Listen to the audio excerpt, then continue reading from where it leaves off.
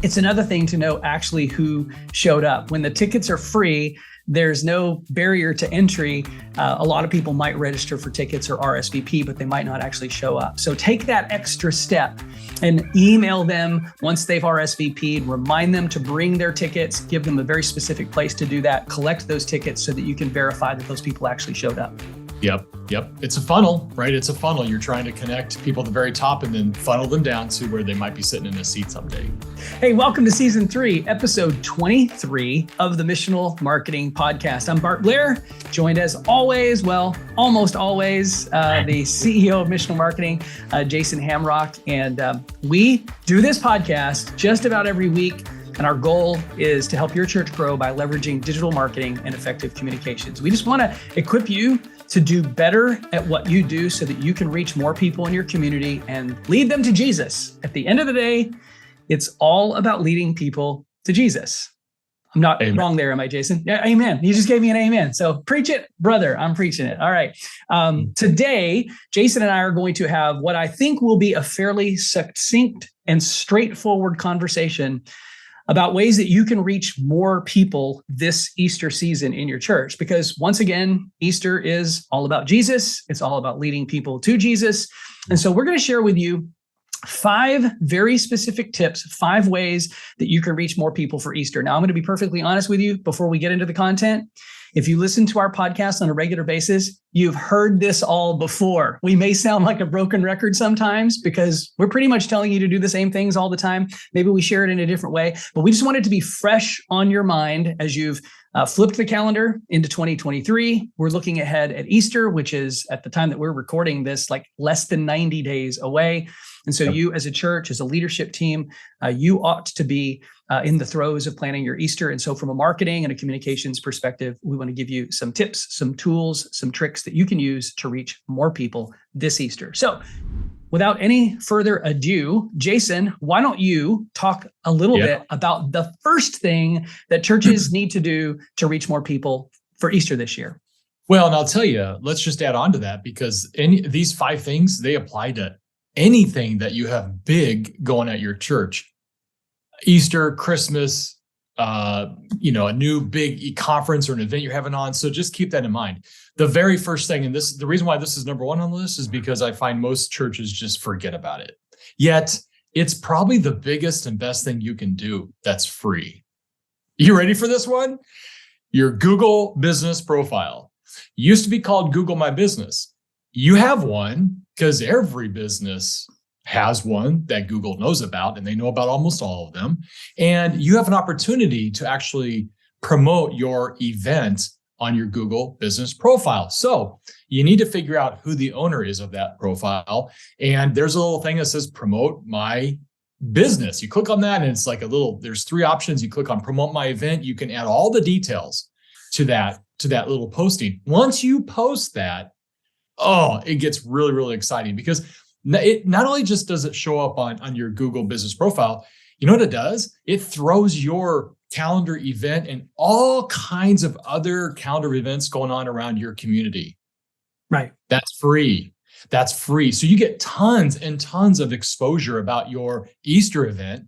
And if somebody clicks on that, they're headed over to your Google business profile. They can click on your website. They can learn all about you. And that didn't cost, it cost you 10 minutes at the most. You should do that for every event you have. That's the first thing. Yep. Yeah. You get the short-term benefit is that your events will show up in directories and in local searches when people are searching for events. Try this out. If you're at your desk right now, if you're in your car driving, don't do this. But if you're at your desk right now, Google family events near me, or music events near me, or Easter events near me. And Google will provide you an actual list of events that are in your local area. Now, you can add local schema markup and structured data to your website to promote your events, but it's a whole lot easier just to add it to your Google business profile and some of the other things that we're going to share with you today. Secondly, though, I want to mention too, Jason, because you mentioned that every event on your church's calendar that's got sort of an outreach focus to it ought to be promoted in your Google Business Profile. What this actually does, when you're actively using your Google Business Profile, Google will actually reward you with more local SE juice in general, and you'll show up higher in those local search rankings when people are searching for a church. So you get the short-term benefit of your event showing up in those local event and directory listings. The long-term benefit is that Google sees that you're willing to play in their sandbox. And if you're willing to play in their sandbox, they will reward you for that. So the first way that your church can leverage your digital presence to reach more people for Easter is posting your Easter event, your services, or any other events that you have going on around Easter on your Google Business Profile. What's number 2, Mr. Hamrock? I like this one. I just was talking to a church the other day, and a year ago, we had the same conversation, and they have this amazing event called an Easter egg drop, right? Y'all, all of us have probably been a part of that with little kids, right? You go to some Easter egg hunt, or they drop eggs or whatever. And thousands and thousands and thousands of people will come onto your campus, which is great. I love that. So in this call, he said, hey, we recognized last year we did this thing and had a ton of people, and then they all left and we didn't know who they were. Mm-hmm. And I said, yeah, you should have done something about that. This is what you should have done. And so this year, had the same conversation. He goes, Jason, we're on this side of Easter. What do we need to do to try to collect some names and emails and information about the people who are going to come to our campus for an egg drop? And I said, it's easy. Make them register. He goes, all right, well, how do we do that? I go, well, I don't think I would send people to your website to register, adding their name, email, maybe even a cell phone, how many kids they're going to bring, because that's a little bit intimidating because they don't know you. What I recommend is something like EventBrite, right? People are more conditioned to use EventBrite. It's lower barrier. They trust it. They may not trust your website, but you can still grab that data. So I always encourage you to use something like EventBrite, because now you're capturing their name, their email, their cell phone, and maybe ask how many kids they're going to have, so you get some kind of an idea. That is an amazing tool that allows you to collect names and emails. There's more benefit to it. You want to talk about the more benefit you get from it? Yeah, for sure. I mean, not too different than the local search benefit that you have when you add your events to your Google Business Profile. But guess what? If you post on EventBrite, and another one that's very similar is called AllEvents. People tend to be a little less familiar with AllEvents, but I do see it popping up more and more now. But when you post your events there, you will again show up in those local searches. If you search Easter activities near me in Google, and then you start scrolling through those events, you'll see that a lot of them are listed in EventBrite and AllEvents, which automatically puts local schema markup and structured data on your event page in AllEvents, which is how Google pulls that information. Okay, so you'll show up in more searches. I think too, a lot of people, when they're just looking for stuff to do, they go to those websites just to look for stuff to do for their family. And they can search by category. They can search by, date range. They can search by free or paid. And so if you've got a free event that you've posted in EventBrite, number one, it's free to you. But secondly, people are actively, scouring those websites, searching those websites to find events and activities that are in their area that they can bring their family to. Yes, I have one follow-up to what you said about the registration, but I'll let you go ahead. Did you have a thought? Well, there's 2 points to this. Number one is you use EventBrite as your advertising tool. That's free. But second, and almost probably just as important, you actually collect a name, an email, a cell phone of the people who are walking onto your property and then going home, right? Yeah. So now you can follow up with them.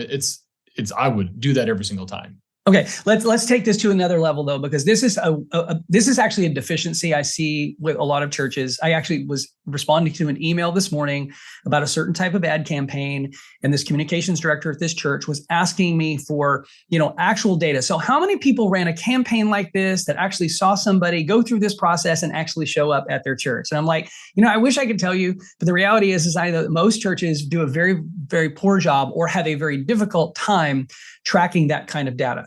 Here's the deal. If you ask people to RSVP on EventBrite or AllEvents, you can build an email sequence in EventBrite to remind them of the event. And in that email sequence include having them bring their ticket and present it to your welcome center or to your ticket booth or what have you, and entered into a drawing to win an iPad or an Amazon gift card or something of that nature. Because now you've done two things. Not only have you collected their email address and their name so that you can build an email nurture campaign, invite them to future events, whatever it is that you're going to do, but you can actually verify that they showed up because they showed up with their ticket and they gave it to you so that you could, put it in their drawing to win the prize. Like, that's the goal. It's one thing to have 1,000 people register for your event on EventBrite. It's another thing to know actually who showed up. When the tickets are free, there's no barrier to entry. A lot of people might register for tickets or RSVP, but they might not actually show up. So take that extra step and email them once they've RSVP'd, remind them to bring their tickets, give them a very specific place to do that, collect those tickets so that you can verify that those people actually showed up. Yep. It's a funnel, right? It's a funnel. You're trying to connect people at the very top and then funnel them down to where they might be sitting in a seat someday. Yeah, absolutely. And by the way, those things are things that volunteers in your church can do. I'm just going to mention that because I know if you're a staff member, you're listening to this and you're going, I'm already overwhelmed. That's just one more thing for me to have to do. You know what? Those are things that volunteers can manage. So use volunteers where you can. You let them use their God-given gifts, talents, and abilities to help move the needle in your church. It doesn't have to be all you, just the paid staff. Okay, that was number 2, posting events to EventBrite or AllEvents. Let's go to the third of the 5 things that we're going to talk about that will help you leverage your digital presence to reach more people for Jesus this year at Easter. What's the third one, Jason? Well, email's still incredibly powerful. It's the best. It's one of the best ways to connect with people because I don't know about you, Bart, but I have several email accounts and my life revolves around email. I don't like it, but it just is the fact that that's how you connect with me. And so utilizing your email list is like a no-brainer, right? Duh. And as you do these things that we just talked about, like EventBrite, you're adding more emails to your list. And so you want to take advantage of that.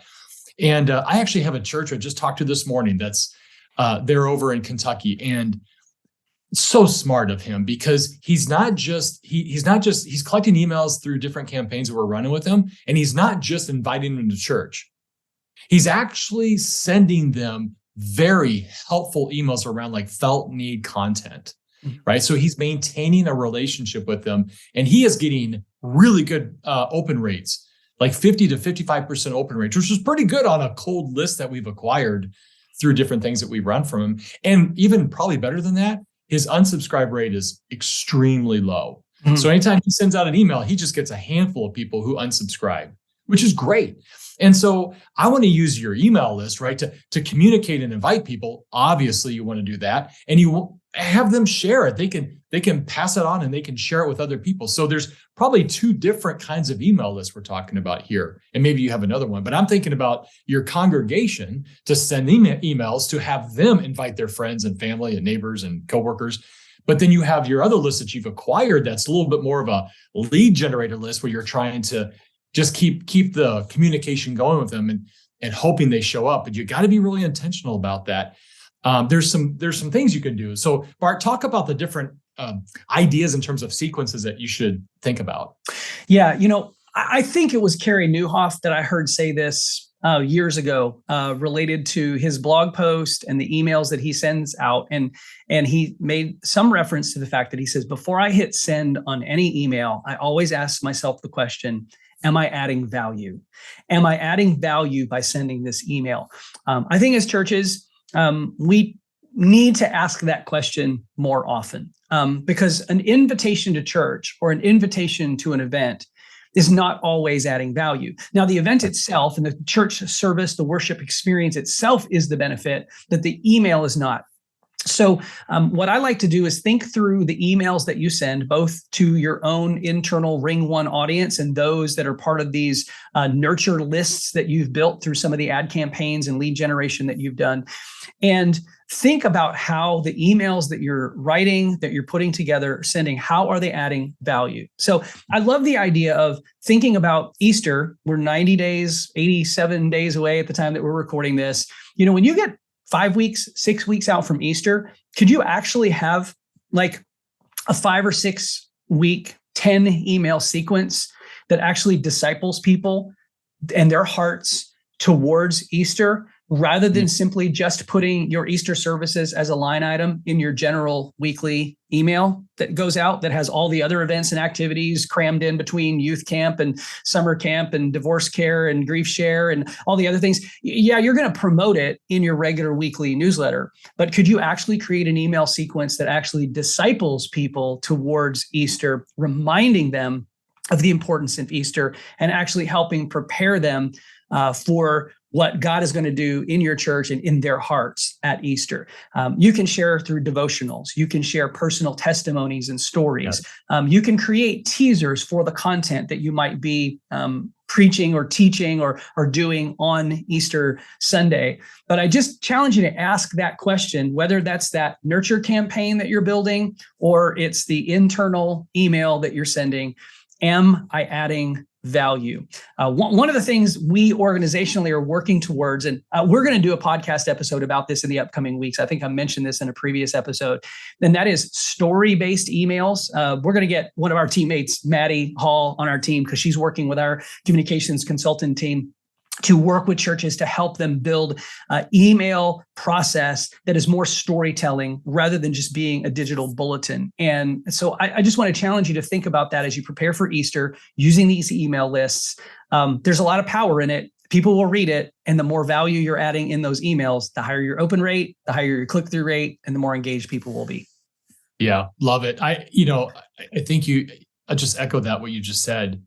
It's not about just pushing out your service times. That's kind of self-serving for yourself. We're just we want a lot more cheeks in the seats. Well, of course you do. But that doesn't provide value to the person. So what if you send an email that said, hey, we have this cool activity kit for your family, right? Go have fun with it and share it around. Oh, and by the way, Easter's coming up and these are the service times. Click here to learn more.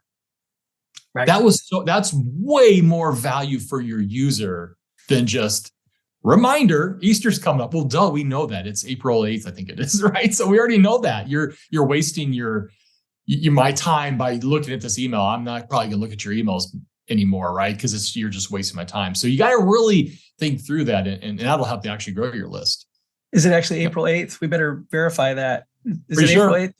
I'm checking my calendar right now because, we want to make sure we're proper. No, it's April 9th. So you just gave everybody, you gave everybody a heart attack because they just lost a day.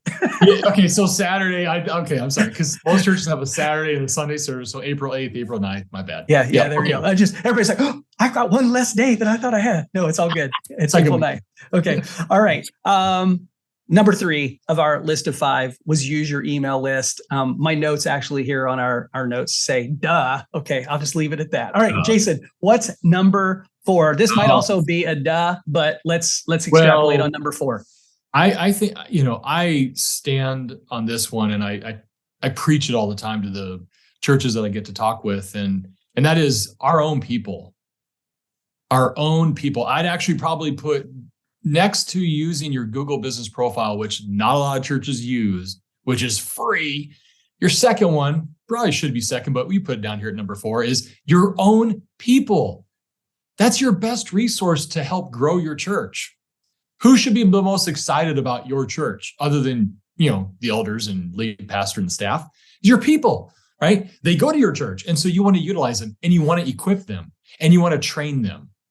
You want to use them to bring and invite, their neighbors, in-laws, co-workers, whatever, because they have influence. And if it's kind of a truism that if you invite somebody, they're more likely to come with you.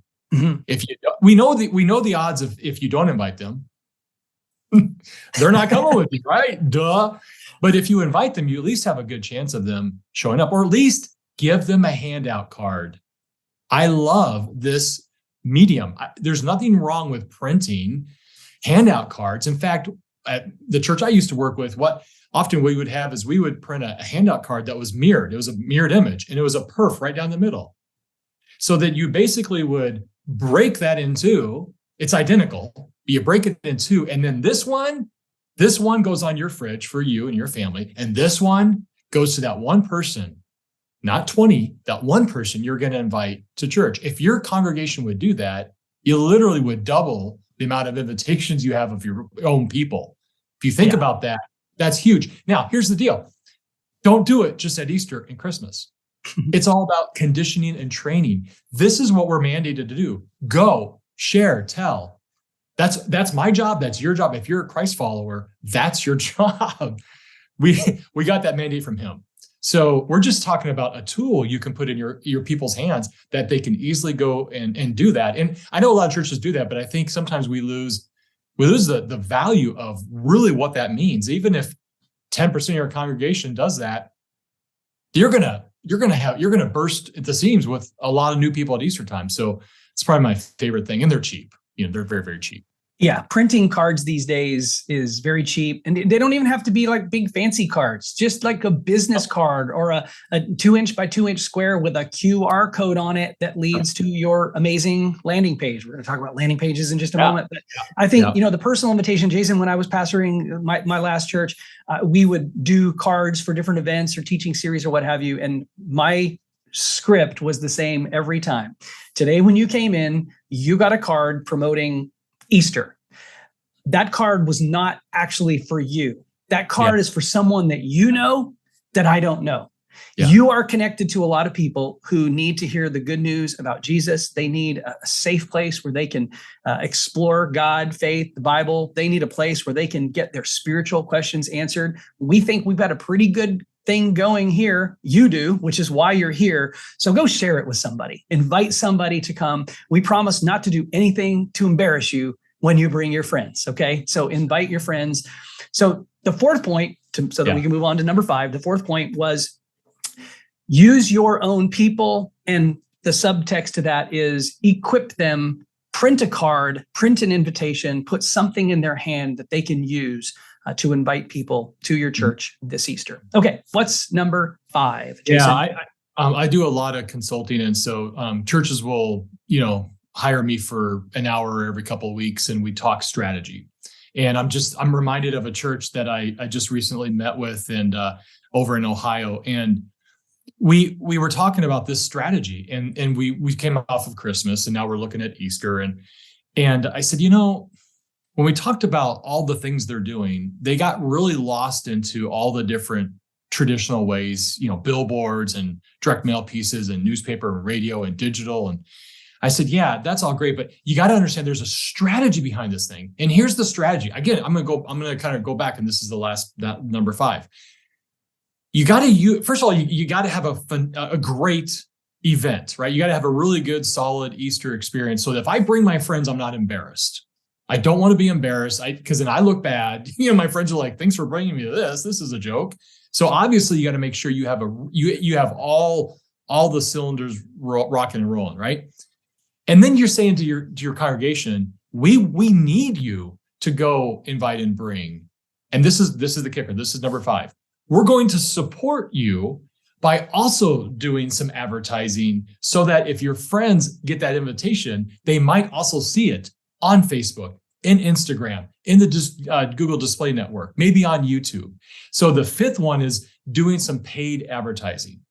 We've talked about the free resources in Google, right? And take advantage of that. It's free. Using EventBrite, it's free. We've talked about doing emails, which is awesome. And we've talked about invite cards, your own people. You support all that with digital ads. I am a huge fan of using digital ads. Of course, it takes money. Yeah, I get it. It's advertising, or it's promotions, or it's outreach. If you don't like the word marketing or advertising, use the word outreach. Okay, that's fine, and make pastor happy. But I'm a huge fan of it. Now, let's break that down a little bit. What's the pecking order? What would I recommend if somebody says to me, Jason, we want to run a campaign. What do you think is the best in order to advertise? I would say, number 1, Google Display Network.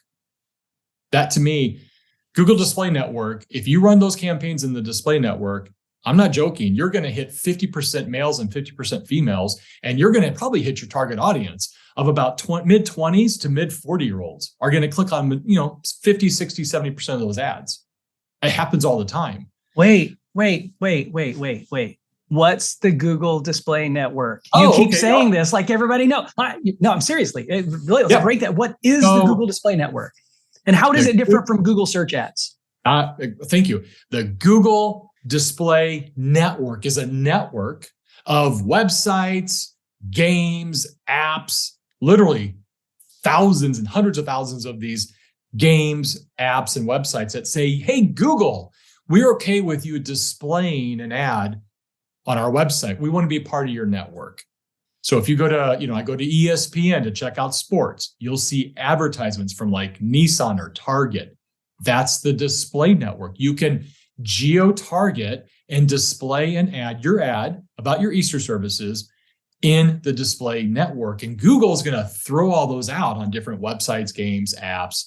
And it's great. People click on that. Now they're on your website, right? And so when you pay Google, Google ends up paying that website, 50 cents or whatever the bid is, because they placed that ad on their website. The website allowed Google to place that ad. So that's the Google Display Network. That's different from Google Search. Google Search is I'm over in Google and I'm searching like churches near me or how to bake a cake, right? I'm in Google Search. I'm searching in Google. I'm looking for something. So running paid advertising, I think the display network is great. It's called I call that interruptive because we're interrupting people. The second one would be Facebook ads, because most people are on Facebook. Now, those clicks do come mostly from females and a little bit older, but I love having both. If you're going to do a campaign, do both. Do the display network and do Facebook, which also can bleed into Instagram. And then if you've got extra money, then run a paid campaign in Google Search.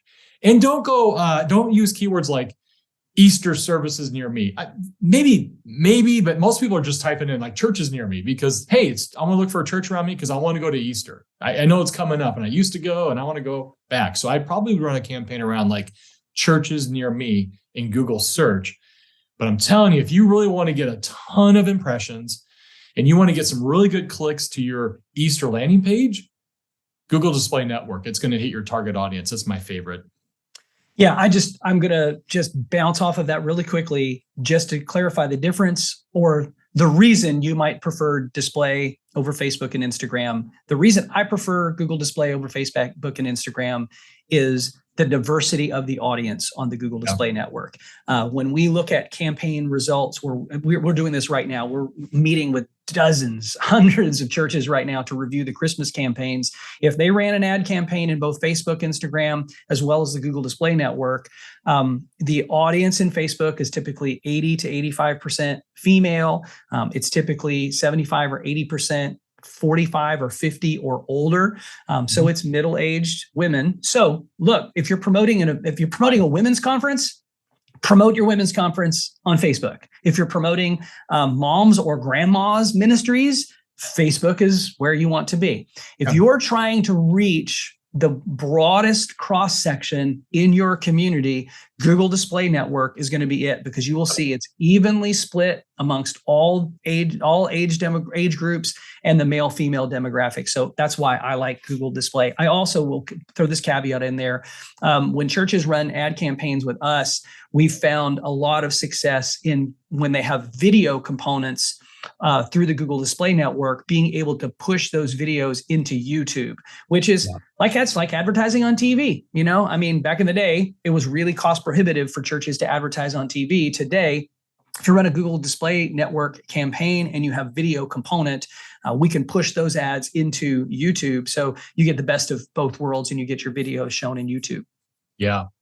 I'll speak to one other thing. I'll let you wrap up with the landing page. When it comes to Facebook, though, a really popular and powerful thing, and Google hasn't rolled this out yet. I'm hoping they do. But in Facebook, you can create a lead generator, right? And so, which is amazing. You can offer somebody something of value in exchange for their name and email that's already populated on their Facebook profile. So the user doesn't have to type in. They just have to click. They click a few times and they get through it. And then you capture that name and that email that's from their Facebook profile. And now they're sitting on your Easter landing page, downloading something of value that you offered, like a kit or something like that. I'm a huge fan of that because you capture names and emails. And then what you can do is you can turn around and do a retargeting or remarketing campaign and hit those exact people.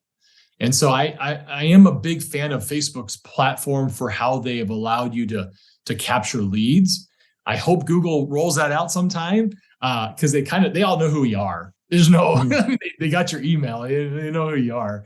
It's just, right now we can do it with Facebook. So I'm a big fan of that lead generation thing, but this is great. This is great advertising. It's great impressions. Once they click, they land on your landing page. You want to talk a little bit about landing pages? Yeah, landing pages, unfortunately, tend to be a bit of an afterthought for a lot of churches when it comes to their advertising campaigns. If you're running an Easter campaign or something that's specific for an event or activity, we don't want to send that traffic to your homepage, even if your homepage might have the information about your Easter services on it. We want a unique page built for that specific event. In this case, we'll call it Easter, and you want to have an all-encompassing page that shares service times, service locations, things I need to know about kids, links to maybe pre-register my kids. If you're running a lead generator of some sort, Jason mentioned kits. We call these kits. We have these PDFs that we use that have like recipes and crafts and Bible quizzes and things in them. Or maybe you use a pastor's previous sermon to create an ebook or a devotional or something like that. All kinds of different things that you can use as lead generators. You would have the link for that on that landing page. If it's an event like an Easter egg hunt or the Easter egg drop and you want people to register, you include a link back over to your EventBrite page.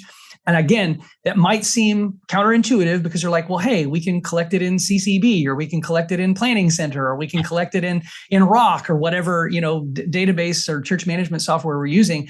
The reason I hesitate to do that is because if I'm an unchurched or dechurched or not sure I trust church person, I'm more likely to give my name and my email address to EventBrite than I am to the church, especially if I can see it's going into a church's database. I think the same thing is true with these lead generating campaigns that we run in Facebook and Instagram, is that the user probably doesn't perceive that they're giving their name and their email address to the church. They perceive that they're giving it to Facebook and Instagram because they click on the ad, a window pops up.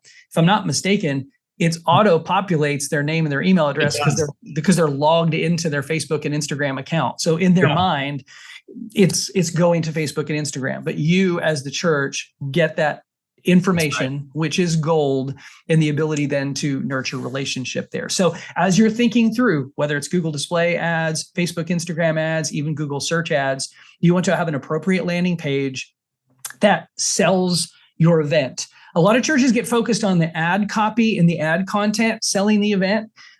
We actually don't need to sell the event with the ad. We need to get a click with the ad. We need your landing page to sell the event. Sometimes some of the poorest performing ad campaigns in Facebook and Instagram are the ones that are over branded to the church's event. They want to have their graphic and their logo and all the stuff in the graphics or in the ads.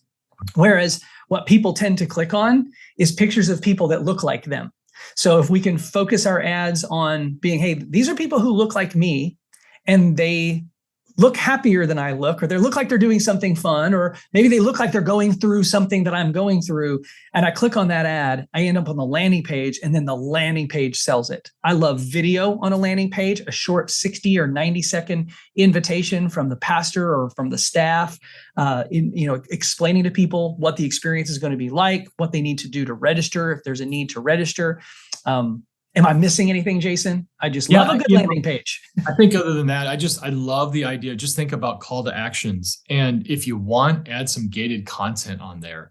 If it's kind of like, you have to think about the season. Easter is a little bit, but you might want to put like, do you know who Jesus really is? Link, or how to be a Christian link, or, how to talk to my kids about the Easter story link, right? Some things that people might want to investigate because it's around Easter that you might want to have some more forethought about instead of just making it a dump on the event. I would also if you look at Christmas, like Christmas is a tough season for a lot of people. A lot of people they kind of grieve through Christmas, right? So on your Christmas landing page, you could have more things about that, like topics that might surround the event. If it's back to school, like you have some kind of a thing. You just have to think through what it is I'm going to offer in addition to our event, because I'm trying to help this user understand we care about them and we have more for them. We don't want something from them. We have something for them. And you got to kind of look at I would expand my thinking when I'm going, okay, how are we going to build this page and what that's going to look like? And I think the biggest thing, though, you said this, and I'll re-say it again, that we can probably wind this down, is I want to see photos. I mean, this is if somebody clicks on an ad, they land on that landing page, that Easter landing page, that's the homepage to them. You understand that? It's the homepage. It's the first interaction on your website with them. So think through that. Don't make it just a couple of lines with service times and that's it. That's pretty boring. Add photo. Think through everything Bart just said, plus making sure I see a lot of great, exciting, happy people. I want to be a part of that, and almost do a FOMO if you're not here, right? You're going to miss out if you don't engage and you don't come to this Easter service or this egg drop or whatever it is you're doing. Make it exciting. Don't just make it the facts, who, what, where, and why. Yeah, every church does that. Be different. All right.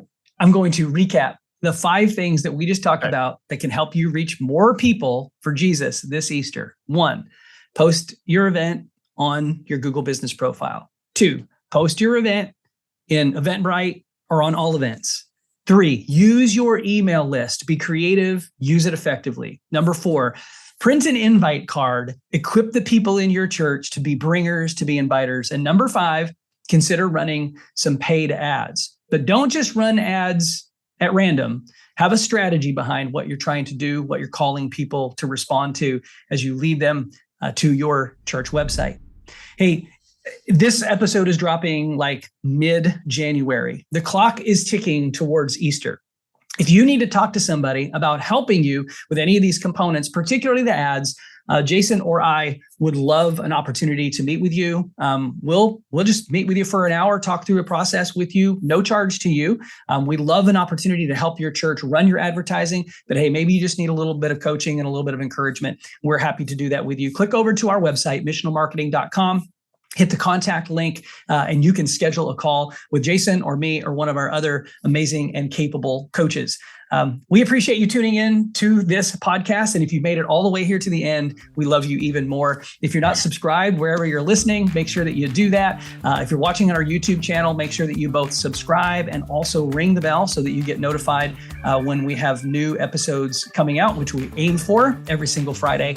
And if you haven't ever left us a rating or a review, which is a really good chance that you haven't, because we don't really have that many ratings and reviews, we would love for you to leave a rating or review. We'd like a 5-star review, but hey, even if you want to leave a 1 or 2-star review, we just love a little bit of feedback. Let us know if this podcast is helping you. We hope that it is. And if it is, we also hope that you're sharing it with other people that you know who might be able to benefit from it. Jason, thanks so much for hanging out with me today. Glad to be here, Bart. Take care.